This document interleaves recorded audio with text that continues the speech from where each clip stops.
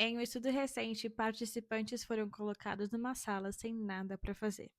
Sem celular, sem livros, sem distrações, tudo que eles tinham na frente deles era um botão que, caso eles apertassem, eles levariam um choque. E a tarefa era simples, se entreter com os próprios pensamentos. Mas adivinhe o que aconteceu? 25% das mulheres e 67% dos homens apertaram o botão. Ou seja, eles estavam tão entediados, tão desconfortáveis, que eles preferiram sentir uma dor física do que continuar naquele estado por mais alguns minutos. Isso mesmo depois de alguns dos participantes terem falado aos pesquisadores que eles até pagariam dinheiro, de verdade, para não levar um choque. Mas por quê? O que é o tédio e por que nos sentimos tão desconfortáveis de estarmos entediados? Muita gente acha que o tédio é quando você não tem nada para fazer, porém, tédio é quando tudo o que você poderia fazer não parece interessante. E é um estado meio confuso que você se sente meio inquieto, você não consegue se concentrar, ou talvez se sinta cansado, sem energia. E os pesquisadores chamaram isso de estado de subestimulação.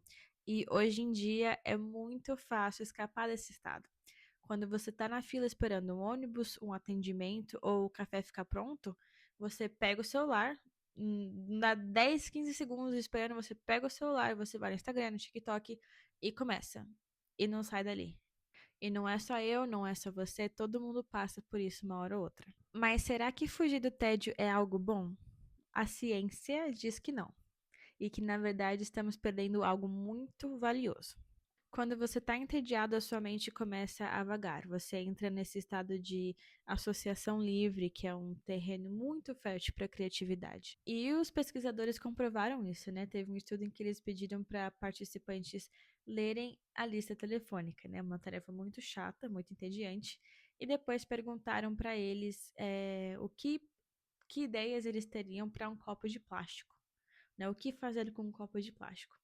E os participantes que estiveram mais entediados nessa tarefa mais chata são os que tiveram as melhores e mais criativas ideias. Ou seja, o tédio é como um propulsor da criatividade também. E outra função do tédio também é servir como um sinal de alerta.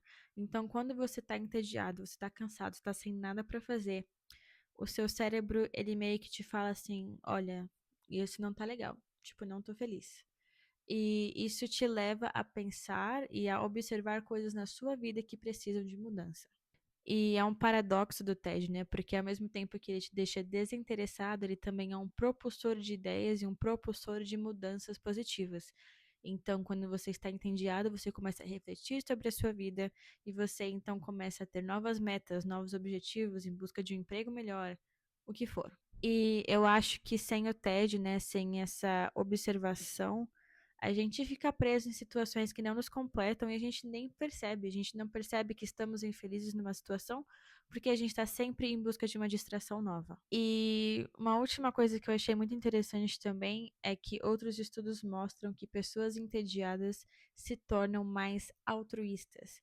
Então, quando eles estão refletindo sobre o propósito da vida, né, tipo uma meditação, eles buscam um significado maior e tendem a doar sangue ou se voluntariar, enfim, fazer coisas diferentes que ajudam o próximo.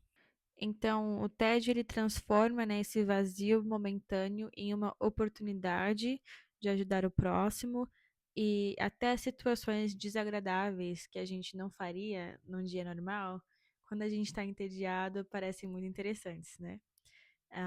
Tipo, ir no seu guarda-roupa e ver um monte de roupa que você não usa mais pra ir doar. Às vezes você pensa nisso, nossa, que saco. Mas aí chega quando você tá de férias, você não tá com nada pra fazer, aí você faz. Você simplesmente vai lá e faz e você nem pensa. E eu acho que o mais valioso disso tudo é que o tédio estimula o que os cientistas chamam de planejamento autobiográfico, que é quando você para pra pensar quem você é no seu futuro, para onde você está indo, para onde você quer ir. E quando a gente está tão preocupado com as notificações, né, com o que está acontecendo na vida de outras pessoas, com o seu feed lá do Instagram, TikTok, enfim, é difícil a gente parar para pensar na nossa vida ao longo prazo, né, esse planejamento autobiográfico. Então, de certa forma, você pode dizer que o tédio, ele te ajuda a escrever a sua própria história. E eu acho que todos nós temos essas escolhas no dia a dia que parecem irrelevantes, mas na verdade, com tudo que foi falado, são muito importantes. É, em vez de a gente procurar eliminar o tédio a qualquer custo, né, eliminar aquele desconforto momentâneo, um hábito que nos torna menos criativos, menos altruístas, menos reflexivos e menos conscientes de quem somos. E parece uma escolha pequena, né, uma escolha irrelevante, mas com base em tudo que foi falado, é uma escolha que, na verdade, molda o nosso cérebro. É como se você fosse a pessoa do experimento que aperta o botão e leva um choque só para não ficar sozinho com os próprios pensamentos. Só que na vida real, esse choque não é físico.